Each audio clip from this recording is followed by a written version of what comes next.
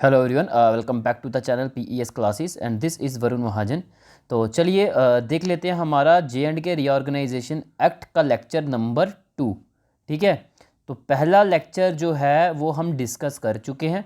ये हमारा second lecture रहेगा और इम्पॉर्टेंट है टॉपिक आपके JK SSB एग्ज़ाम में जो है, हर एक एग्ज़ाम में देख लो सिलेबस में आपके जो मेंशन किया हुआ है। और आगे जो फ्यूचर में जो अभी आपका सिलेबस आएगा ये टॉपिक इंपॉर्टेंट बनता है, चांसेस हैं ये आपके सिलेबस में जो है वो देखने को मिलेगा। ठीक है, तो चलो इसको स्टार्ट करते हैं, कंटिन्यू करते हैं आगे हमारा लेक्चर नंबर 2। देखो हाँ, देखो हमने क्या देखा, J&K रीऑर्गेनाइजेशन एक्ट जो है, इस एक्ट के अंदर आपको 5 शेड्यूल्स देखने को मिलेंगे। पहली बात, इसके अंदर आपको 14 पार्ट्स देखने को मिलेंगे और 103 सेक्शंस देखने को मिलेंगे। ओके, यानी कि 5 शेड्यूल के अंदर आपको 14 पार्ट्स देखने को मिलेंगे। यही 14 पार्ट्स के अंदर ही आपको 103 सेक्शंस जो हैं वो देखने को मिलेंगे। ठीक है, ये आप याद रखो, इंपॉर्टेंट है, पूछा जा सकता है। ठीक है, पूछा भी गया हुआ, इन केस ये पूछा भी गया हुआ आपके JK SSB के किसी एग्ज़ाम में। मुझे वो एग्ज़ाम याद नहीं आ रहा, बट पूछा हुआ कहीं ना कहीं, ये पूछा हुआ है। शायद मेरे ख्याल से फाइनेंस अकाउंट असिस्टेंट ने पूछा हुआ, कहीं पूछा हुआ है ये आपको। अच्छा, अब यहाँ पे हम बात करते हैं 5 शेड्यूल्स की बात करते हैं। तो पहला जो शेड्यूल रहेगा, और एक चीज़ मैं बता दूँ, जो शेड्यूल्स या पार्ट्स हैं इनको जब भी लिखा जाएगा ना, रोमन लेटर में लिखा जाता है, ऐसे 1 2 3 4। ठीक है, शेड्यूल्स को तो हम ऐसे ही लिखते हैं 1 2 करके ही, बट जो पार्ट्स हैं उसको हम ऐसे लिखते हैं 1, ये 2, ये 3, ये 4, ये 5, ये रोमन लेटर्स में लिखा जाता है। ओके, ये चीज़ बतानी थी आपको कि जो पार्ट्स हैं वो हमारे रोमन लेटर्स में रहेंगे, बाकी जो शेड्यूल्स हैं वो एज इट इज़ जैसे लिखा हुआ वैसे ही रहते हैं। ठीक है, अच्छा, अब हम देखते हैं शेड्यूल 1 की बात करते हैं।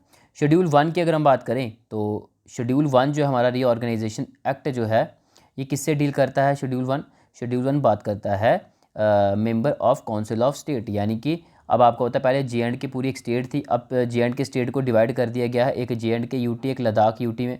तो अब इनकी कुछ राज्यसभा में जो है वो सीट्स वगैरह होंगी, या फिर आप बोल सकते हैं काउंसिल ऑफ स्टेट्स में सीट होंगी। काउंसिल ऑफ स्टेट्स को अपर हाउस भी बोला जाता है। तो यहाँ पे कुछ सीट्स होंगी, तो वही चीज़ यहाँ पे बोली गई है कि जो हमारा ये एक्ट है J&K रीऑर्गेनाइजेशन एक्ट 2019 का, तो इसका जो शेड्यूल 1 होगा वो हमारा किससे डील करता है कि कितनी सीट्स, कितनी मेंबर्स जो हैं हमारे J&K यूटी से जो हैं राज्यसभा में जाएंगे। ओके, अच्छा, अब हम बात करते हैं शेड्यूल 2 की बात करते हैं। ये हो गया शेड्यूल 1 की बात। शेड्यूल 2 जो है हमारा J&K रीऑर्गेनाइजेशन एक्ट का, तो बेसिकली ये शेड्यूल 2 बात करता है कि पार्लियामेंट्री कॉन्स्टिट्यूएंसीज़ की बात करता है, यानी कि लोकसभा की बात करता है कि J&K यूटी से कितनी लोकसभा में सीट्स होंगी और लद्दाख यूटी से लोकसभा में कितनी सीट्स होंगी। आपको पता है, जब पहले हमारा J&K पूरी एक स्टेट हुआ करती थी, उसके अंदर आपको J&K जम्मू कश्मीर और लद्दाख पूरा एक कंप्लीट देखने को मिलता था, है ना।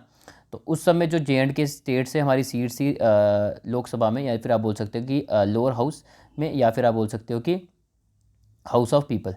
ठीक है, तो इसमें हमारी जो सीट्स थी वो 6 सीट्स थी।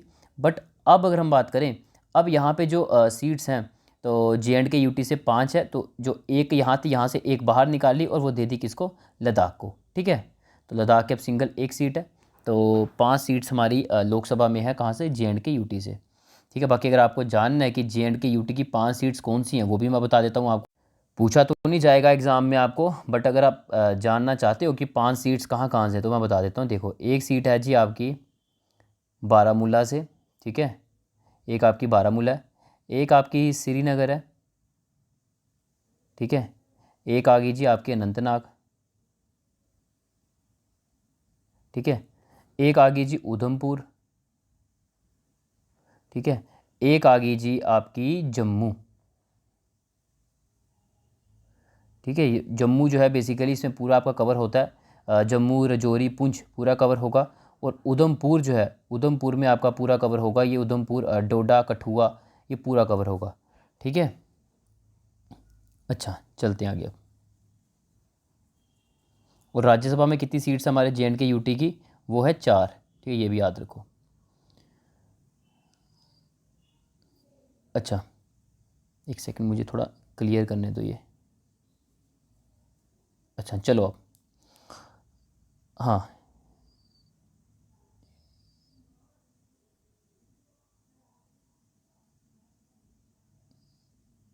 एक सेकंड।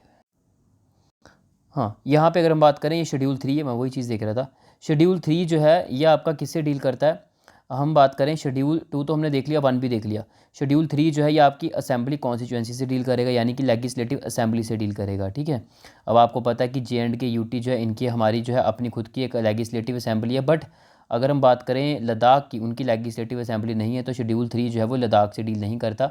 ये डील करेगा किससे ही हम बोलेंगे, ये जे.एंड.के यूटी जो है उससे हम बोलेंगे ये डील करता है। और यहाँ पे ये बताया गया कि जे.एंड.के की लेजिस्लेटिव असेंबली में 114 सीट्स हैं, ठीक है। तो ये हमने देखा था पहले भी किस हिसाब से 114 सीट्स हैं, ये हमने पहले लेक्चर में देख लिया हुआ है, ठीक है। अच्छा, अब हम यार चलो, बेसिकली हैंग कर रहा बीच बीच में ना ये। अच्छा चलो, अच्छा नेक्स्ट हम बात करते हैं शेड्यूल 4 की बात करते हैं।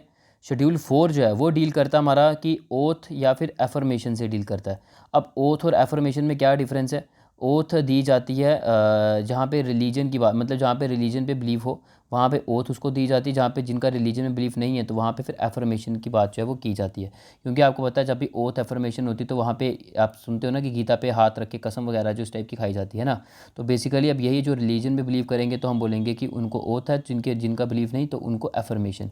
तो वही लेजिस्लेटिव असेंबली जो है उनके मेंबर्स, ठीक है, इनको ओथ वगैरह या एफर्मेशन देनी है। काउंसिल ऑफ मिनिस्टर्स हो गए या जजेस हम बात करें, स्पीकर की बात करें, एडवोकेट जनरल की हम बात करें, तो ये जितने भी हम बात करें इनको ओथ अफर्मेशन जो दी जाती है वो उससे डील करता है हमारा शेड्यूल 4, ठीक है। अब शेड्यूल 5 की बात कर लेते हैं। तो शेड्यूल 5 हमारा डील करता है लॉज के रिगार्डिंग, यानी कि सेंटर के जो लॉज होंगे, सेंट्रल गवर्नमेंट के जो लॉज होंगे वो अब अप्लाई करेंगे हमारे जे.एंड.के यूटी के ऊपर और लद्दाख यूटी के ऊपर भी, ठीक है।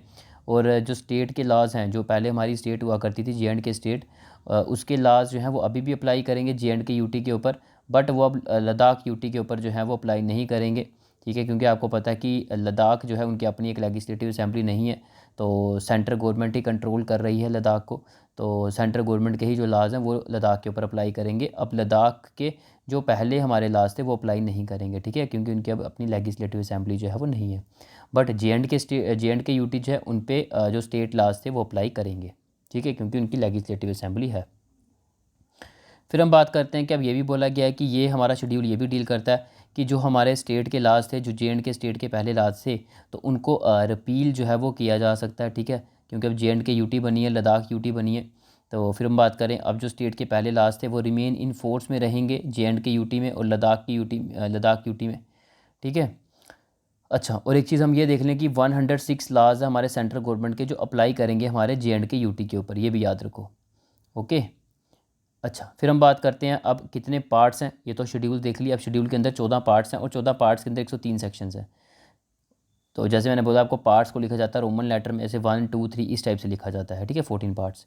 तो पार्ट 1 जो है वो प्रिलिमिनरी से डील करेगा, उसमें सेक्शंस आपकी 2 आ जाती है, सेक्शन 1 सेक्शन 2।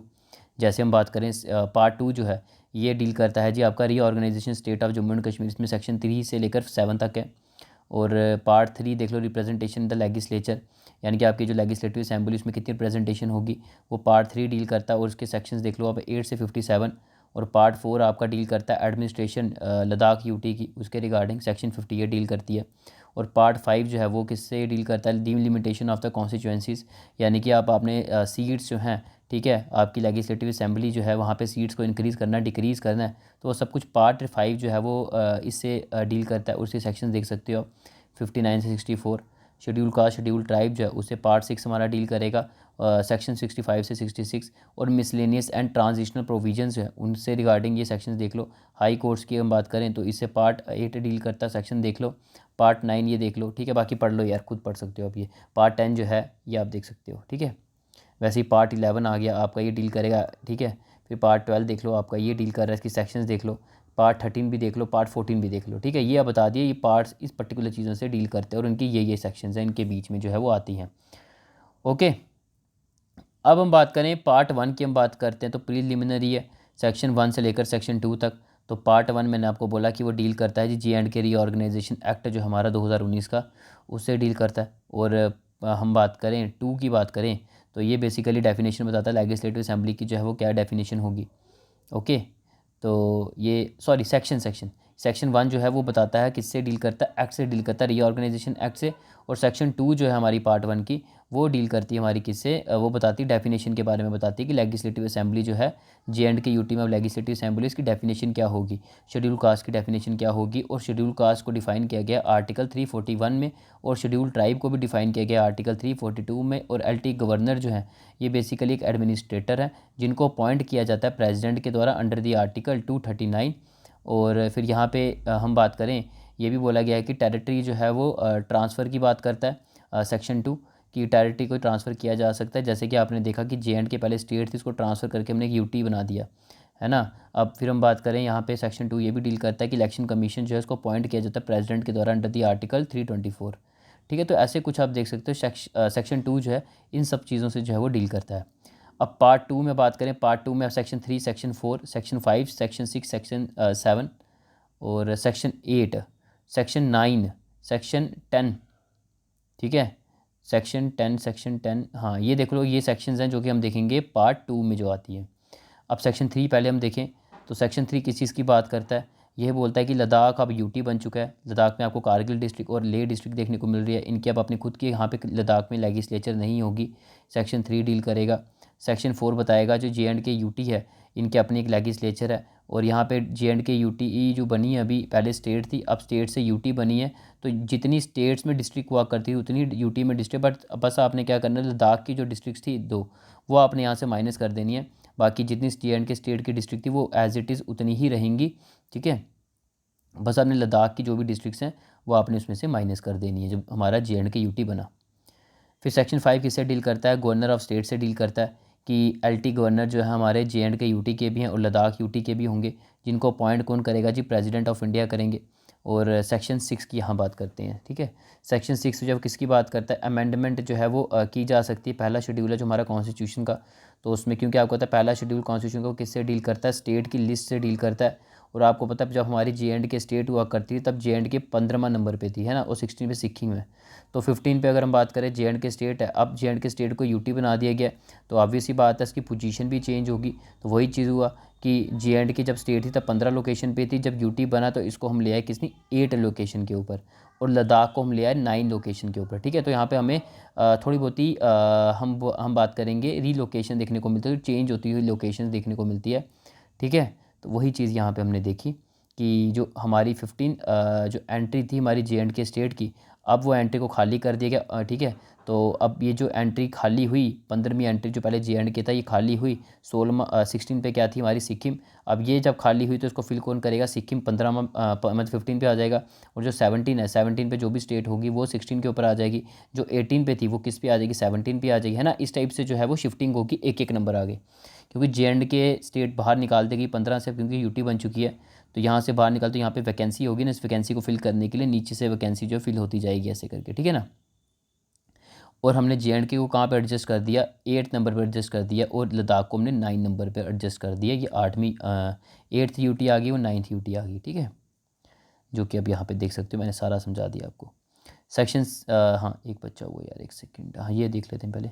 सेक्शन 6 की अगर हम बात करें, ठीक है, तो सेक्शन 6 की अगर हम बात करें तो यहाँ पे अगर और हम देखें तो हम ये चीज़ बोलेंगे कि जो ये डील करती है स्टेट, मैंने बता दिया डील करती है यूटी से। ठीक है, तो हमने देखा यूटी को हमने एडजस्ट कर दिया 8 नंबर पे और 9 नंबर पे, और स्टेट की लिस्ट के नंबर बताया, जैसे कि 15वां पे हम बात करेंगे कि जे.एंड.के स्टेट थी, यहाँ से जे.एंड.के स्टेट को उठा के हमने 8वें नंबर पर ले आए, और 16वां नंबर वाला जो थी स्टेट वो 15 पे अब शिफ्ट हो गया ना। ऐसे करके हमने सारा देख लिया, बार बार करने की ज़रूरत नहीं है, इसे हमने समझ लिया इसके बारे में। ठीक है, ये था जी आपका सेक्शन 6। सेक्शन 7 की अगर हम बात करें तो सेक्शन 7 किसके बारे में बात करता है, यही जो हमारी गवर्नमेंट है उसकी पावर को सेव करने की बात करता है। यानी कि जे.एंड.के यूटी अब जो बनी है और लद्दाख यूटी बनी, उनकी जो पहले पावर थी वही पावर रहेगी, पावर में कोई अफेक्ट देखने को नहीं मिलेगा। यानी कि वो नाम जो है वो चेंज करना चाहे तो नाम चेंज कर सकते हैं स्टेट में, अपने यूटी में। और हम बात करें बाउंड्री चेंज करना चाहे तो वो कर सकते हैं, और एरिया को चेंज करना चाहे तो वो कर सकते हैं। इसका मतलब ये हुआ कि उनकी पावर में कोई चेंजिंग नहीं आई है जे.एंड.के स्टेट से जे.एंड.के यूटी लाने में और लद्दाख यूटी लाने में। ठीक है, आगे चलते हैं, सेक्शन 8 देख लेते हैं। सेक्शन 8 की हम बात करें तो ये बात करता है जी हमारा 4th शेड्यूल है जो हमारा इंडियन कॉन्स्टिट्यूशन का, उसमें अमेंडमेंट की बात करता है। ठीक है, बाकी आपको पता है कि हमारा 4th शेड्यूल किससे डील करता है, राज्यसभा की सीट्स के बारे में बताता है, कितनी स्टेट, कौन सी स्टेट को कितनी रिप्रेजेंटेशन दी गई है, कितनी सीट्स हैं उनकी राज्यसभा में, काउंसिल ऑफ स्टेट्स में या फिर अपर हाउस बोल सकते हो। तो ये उससे बात करता है, हमारा सेक्शन जो है 8 है। ठीक है, बाकी अब यहाँ पे आपको पता है कि JNK जो है, JNK की जो एंट्री थी वो हमारी 21 हुआ करती थी, कि JNK की 4 सीट्स हैं कहाँ पे, राज्यसभा में, तो 21 नंबर पे JNK था। बट अब आपको पता है कि अब JNK को UT बनाया गया, तो JNK की जो हमारी यहाँ पे जो है, तो अब 21 एंट्री जो है वो डिलीट हो गई। तो यहाँ पे हम ये बोलेंगे 21 में वैकेंसी आ गई। अब 21 को फिल करने के लिए हम बोलेंगे 22 जो स्टेट है वो 21 पे आ जाएगी, 23 जो है वो 22 पे आ जाएगी। और हम ये बोलेंगे पहले कितनी एंट्रीज थी, 31 ही एंट्री थी, और 31 वाला जो है वो 30 के ऊपर आ जाएगा। और JNK को 21 से उठाकर कहाँ पे लेके जाएंगे, हम 31 के ऊपर ले जाएंगे। ठीक है, तो आई थिंक आप समझ गए होंगे मैंने क्या बोला।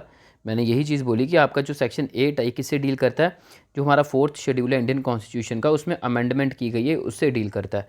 अब 4th शेड्यूल किससे डील करता है, 4th शेड्यूल है बेसिकली वो बात करता है हमारी राज्यसभा में कितनी सीट्स होंगी, काउंसिल ऑफ स्टेट्स में कितनी सीट्स होंगी पर्टिकुलर स्टेट की।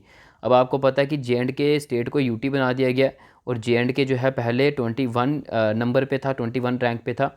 अब हमने ये देखा है, ठीक है, तो बेसिकली यहाँ पे वही चीज़ कि 21 से उठा के JNK को कहाँ पे लेके गए, अब हम 31 पे ले गए।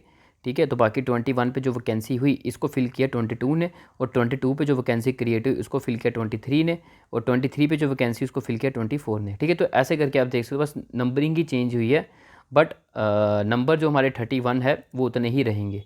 ओके, तो ये आप याद रख सकते हो। बाकी सेक्शन 9 की हम बात करें, तो सेक्शन 9 जो है वो बात करता है कि 4 मेंबर्स होंगे हमारे काउंसिल ऑफ स्टेट्स में, कहाँ से, JNK UT से। और बाकी बात करेंगे जो टर्म ऑफ सिटिंग है वो हमारी चेंज नहीं होगी, वैसी ही रहेगी जैसे पहले थी। तो वो बाकी सब कुछ जो है वो सेम रहेगा, बस नाम आपको यहाँ पे चेंज होता हुआ देखने को मिल रहा है कि JNK स्टेट से बस JNK UT हो रहा है, बट टर्म ऑफ सिटिंग जैसे है वैसी ही रहेगी, वो चेंजिंग नहीं होगी। और 4 मेंबर्स ही रहेंगे राज्यसभा या फिर काउंसिल ऑफ स्टेट्स में फ्रॉम द JNK UT से। और लोकसभा में बात करें तो उसमें यही बोला JNK से 5 रहेंगे और लद्दाख से 1 रहेगी। ठीक है, और सेक्शन 10 की हम बात करते हैं। सेक्शन 10 डील करता है हमारा representation of people act RPA जो हमारा 1950 वाला। ठीक है, तो उसकी जो अमेंडमेंट की गई है उसके फर्स्ट शेड्यूल में, उससे डील करता है हमारा सेक्शन 10। तो अगर मैं बात करूं तो यहाँ पे हम बात करें कि RPA जो हमारा था 1950 का, उसमें शेड्यूल 1 जो है उसमें चेंजेस देखने को मिलती है। पहले तो आपको पता होना चाहिए कि RPA 1950 में जो है वो क्या है। ये बात करता है क्वालिफिकेशन ऑफ वोटर्स की, ये बात करता है इलेक्शन प्रोसीजर की, कि इलेक्शन किस हिसाब से होंगे, लोकसभा के, लेजिस्लेटिव असेंबली के, डिलिमिटेशन की बात करता है कि कॉन्स्टिट्यूंसीज नंबर जो हैं सीट्स के इंक्रीज़ करने किसी पर्टिकुलर स्टेट से लोकसभा में, राज्यसभा में। ठीक है, सॉरी, लोकसभा और लेजिस्लेटिव असेंबली में नंबर को इंक्रीज़ करना है, डिक्रीज़ करना है कॉन्स्टिट्यूंसी, तो उसकी बात करता है। एलोकेशन सीट की बात करता है कि लोकसभा को कितनी सीट्स हैं वो दी जाएंगी फ्रॉम द पर्टिकुलर स्टेट से, कितनी सीट होंगी। ठीक है, तो सारी यार लेजिस्लेटिव असेंबली में कितनी सीट्स होंगी किसी पर्टिकुलर स्टेट की, तो ये सब कुछ बात करता है हमारा रिप्रेजेंटेशन ऑफ पीपल एक्ट 1950। तो यहाँ पे ये बोल 1951 वाला जो एक्ट है हमारा RPA का, उसकी बात नहीं की जा रही, 1950 वाले की बात की जा रही है। तो इसका शेड्यूल 1 है, इसमें चेंजेस हमें देखने को मिलती है। अब शेड्यूल 1 जो है हम ये बोलेंगे इसमें चेंजेस देखने को मिली, किस हिसाब से, हम ये बोलेंगे कि यहाँ पे अब आपको जो 6 सीट्स थी वो 6 सीट्स नहीं होंगी, अब आपकी यहाँ पे 5 सीट्स होंगी JNK UT से। और लद्दाख जो है यहाँ पे आपको 1 सीट देखने को मिलेगी लोकसभा की। ठीक है, तो ये आप देख सकते हैं, ये कुछ अमेंडमेंट्स हैं। बाकी ये इतने याद तो नहीं कर पाओगे, बेसिकली मैं स्किप कर देना था ये, लेकिन क्या चीज़ है कि पता होना चाहिए, कभी कुछ बड़ा गंदा पेपर अगर आ जाए, अगर पूछने सेक्शन में एक एक करके, वो एटलीस्ट आपको थोड़ा बहुत एक आइडिया रहना चाहिए, थोड़ा बहुत आइडिया होगा ना, वहाँ पे ऑब्जेक्टिव होंगे तो आप टिक लगा लोगे। ओके ना, तो इसलिए इसको मैंने कवर किया है। बाकी नेक्स्ट लेक्चर आएगा आपका एक और इसका, ठीक है, और उसके बाद फिर आपका आएगा वैल्यू एडिशन आएगा। तो वैल्यू एडिशन में हम पूरा देखेंगे, जो हमारा एक्स्ट्रा पॉइंट्स होंगे जो हमें इंपॉर्टेंट लगेंगे उनको उसी में कवर कर लेंगे। ठीक है, चलो बस इतना ही रखते हैं, बाकी मिलते हैं नेक्स्ट लेक्चर में। Thank you, bye bye.